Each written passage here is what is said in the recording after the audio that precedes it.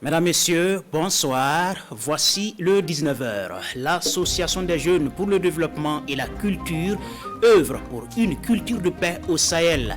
La JDC a convié des personnes ressources de la commune de Arbinda pour des discussions autour du dialogue et du vivre ensemble. Nos correspondants d'Ori nous donnent plus de détails dès le début de ce journal. Dans ce journal également, nous irons à Fadangourman pour parler d'une formation qui motive et pousse les jeunes à être entrepreneurs. Comment libérer son potentiel pour vivre le succès? Nous verrons cela en fin d'édition. Ce sont là les titres de ce 19h. Merci de nous suivre. Le dialogue intercommunautaire comme moyen pour reconstruire le vivre ensemble au Burkina Faso, c'est la conviction de l'Association des jeunes pour le développement et la culture. À cet effet, la JDC a organisé un panel qui a regroupé les forces vives de la commune de Arbinda dans la province du Soum. Et c'est dans le but de promouvoir avec elle le vivre ensemble à travers le dialogue social. Ibrahim Kagone et Théodore Zoubuga. Ils sont des leaders coutumiers, religieux, associatifs, des élus locaux et des autorités administratives de la commune de Arbinda dans cette salle. Tous pour la même cause, renforcer le tissu social qui lie les différentes communautés vivant à Arbinda. Et c'est l'Association des jeunes pour le développement et la culture qui offre ce cadre d'échange.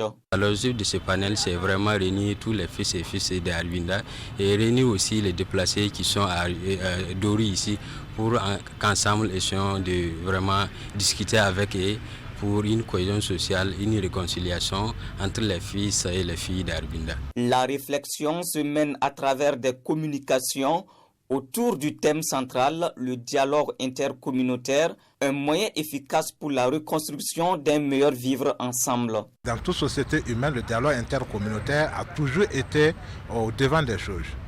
D'ailleurs, c'est ce qui fait la différence entre l'être humain et toutes les autres créatures. Vous voyez, quand on parle de troupeaux, c'est parce qu'ils n'ont pas cette capacité effectivement de s'assembler, de chercher les solutions par la non-violence. Seul l'être humain a cette capacité.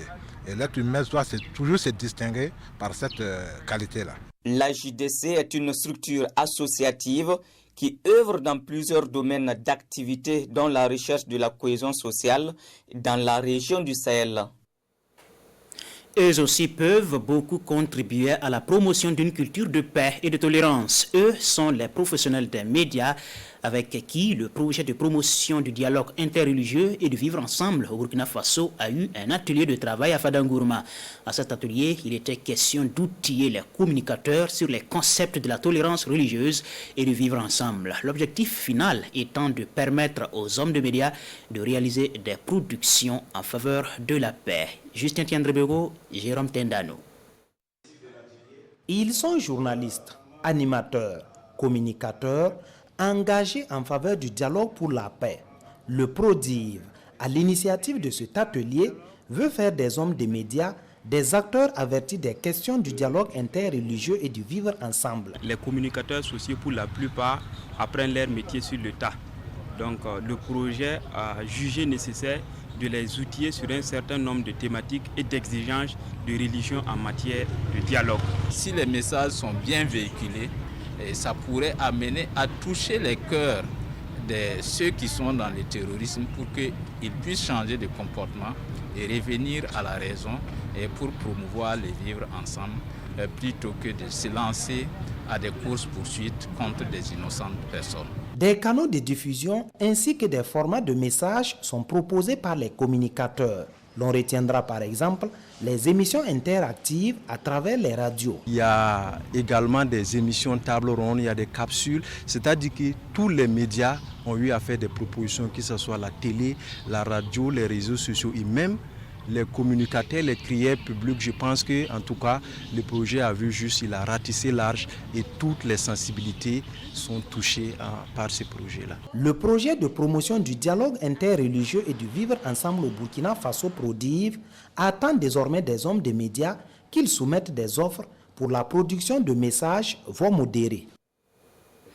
Les ressortissants du Sourou jouent leur partition dans le développement de leur localité. Les filles et fils de la province se sont retrouvés dans le cadre d'un forum pour discuter sur le développement local. Il s'agissait pour les participants d'identifier les besoins prioritaires pour un meilleur développement socio-économique de leur province. Yves Rwamba, Claude Ouedraogo et Draman So nous présentent l'ouverture des travaux.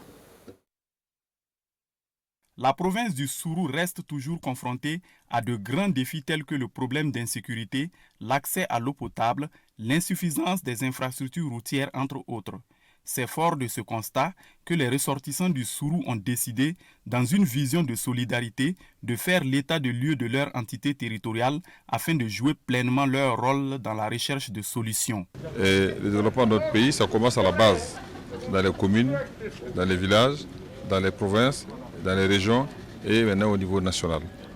Et cette initiative vise justement à permettre à tous les enfants du Sourou, encadrés naturellement par l'administration centrale, notamment M. le maire qui est là, M. le haut-commissaire qui est là, et leurs administrations, pour réfléchir sur les priorités du développement. Si nous avons une connaissance réelle des besoins, c'est un document qui va beaucoup nous servir dans le cadre du plaidoyer que nous menons auprès des autorités nationales, auprès des partenaires techniques et financiers qui veulent bien accompagner le processus de développement de notre province.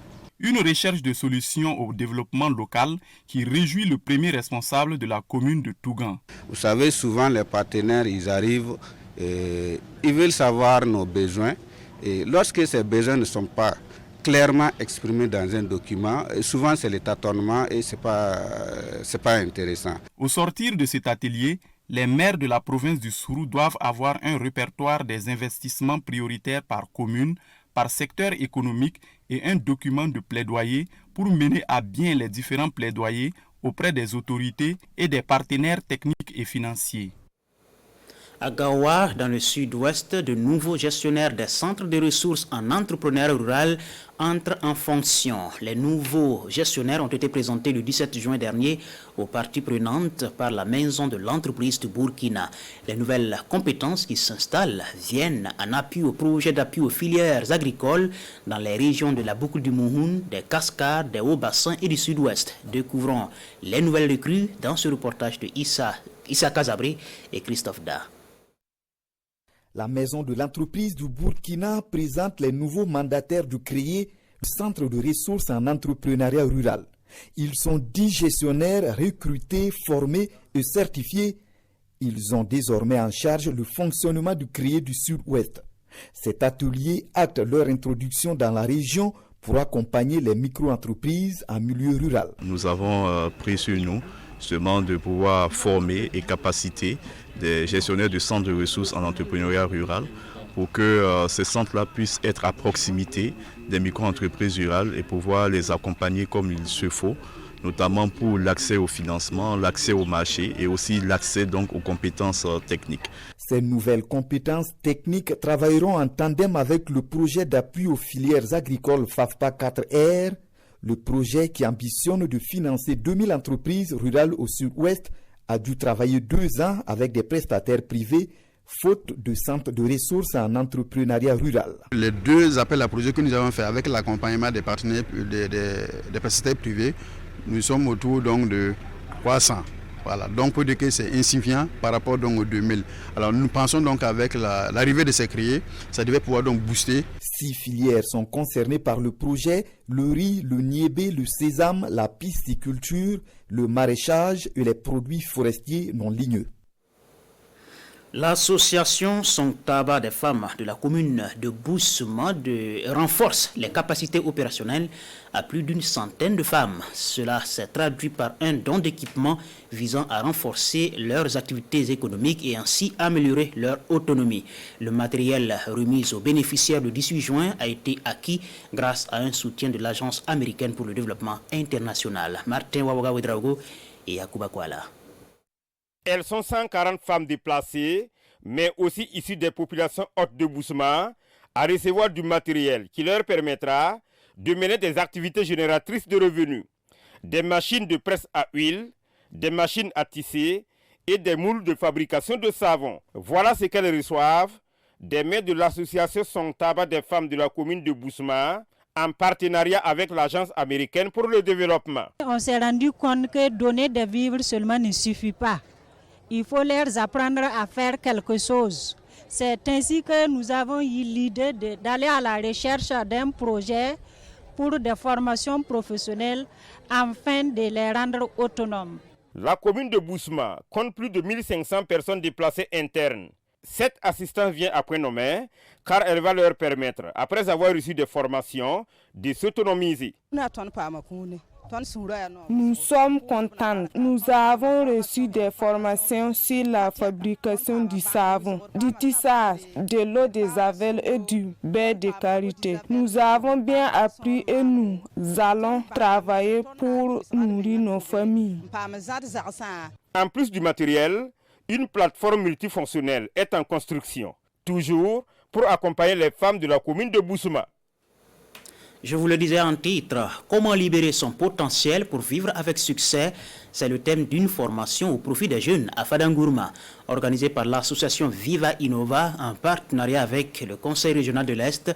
Cette formation visait à susciter au sein des jeunes l'action, le dynamisme et la confiance en soi en vue de réaliser les objectifs qu'ils se sont fixés. Cette session de formation était donc parrainée par le président du CSC et placée sous la présidence de l'épouse du Premier ministre Clémentine Dabiré. Le reportage de Aruna Kabore et Ibrahim Sanou. Vous êtes le premier obstacle. Comment libérer son potentiel pour vivre le succès? Les jeunes de la région de l'Est veulent bien une réponse à cette question. C'est pourquoi ils sont présents à cette journée de motivation initiée par l'association Viva Innova. C'est un partage d'expérience, un échange entre le panéliste et les jeunes, donc sur plusieurs thématiques. Et ces thématiques vont permettre aux jeunes de vraiment savoir qui ils sont. Au sortir de cette journée, chaque jeune puisse savoir par où commencer pour vraiment s'épanouir et vraiment réaliser ses projets et ses rêves. Vous savez que chaque jeune a un potentiel caché en lui.